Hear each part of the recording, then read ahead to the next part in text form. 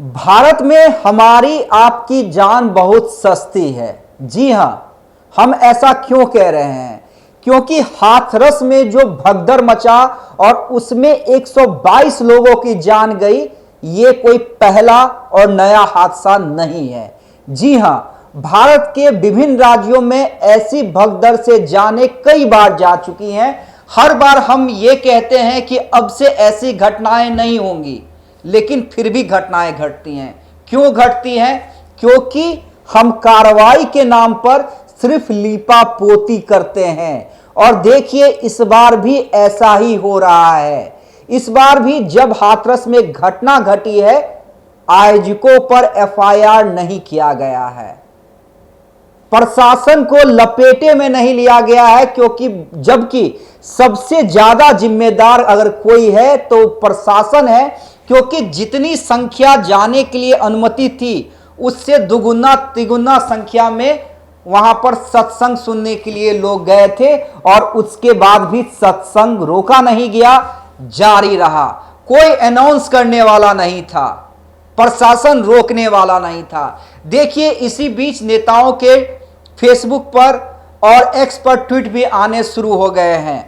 जो सत्ता पक्ष के नेता हैं वो सांत्वना दे रहे हैं और जो विपक्ष के नेता हैं वो सरकार को घेर रहे हैं। देखिए, एक एक करके हम जो बड़े नेता हैं उनका एक्स पर क्या पोस्ट है वो हम आपको बता रहे हैं।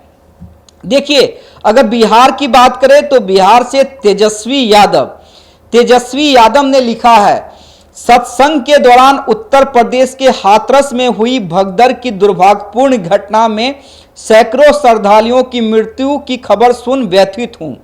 मृतकों के शोक संतप्त परिजनों के प्रति गहरी संवेदनाएं व्यक्त करता हूं तथा घायलों के यथाशीघ्र स्वस्थ होने की प्रार्थना करता हूं। तो देखिए, तेजस्वी ने तो राजनीति नहीं की है, लेकिन उनकी पार्टी जो आरजेडी है, आरजेडी ने जो पोस्ट किया है वो साफ है कि कहीं ना कहीं वो यूपी सरकार को, योगी सरकार को निशाने पर ले रहे हैं। आरजेडी का पोस्ट क्या है? आरजेडी का पोस्ट है, उत्तर प्रदेश के हाथरस में एक सत्संग में मची भगदड़ में अब 122 से अधिक जानें जा चुकी हैं, 150 से अधिक बुरी तरह से घायल हैं। परिजनों की शिकायत है कि दुर्घटना में प्रशासन की भारी लापरवाही देखी गई। स्थानीय अस्पतालों में उन्हें कोई सुविधा नहीं मिली।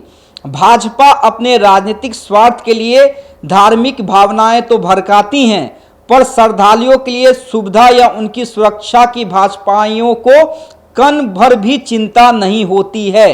अस्पतालों में सुधार की उनसे अपेक्षा करना ही व्यर्थ है। बस मंदिरों पर राजनीति कर राजनीतिक रोटी सेकना है। दुख की इस घड़ी में राष्ट्रीय जनता दल पीड़ित परिवारों के प्रति अपनी संवेदनाएं व्यक्त करता है। तो देखिए, ये आरजेडी का पोस्ट है। आरजेडी ने सीधे सीधे बीजेपी को टारगेट पे लिया है, योगी सरकार को टारगेट पे लिया है।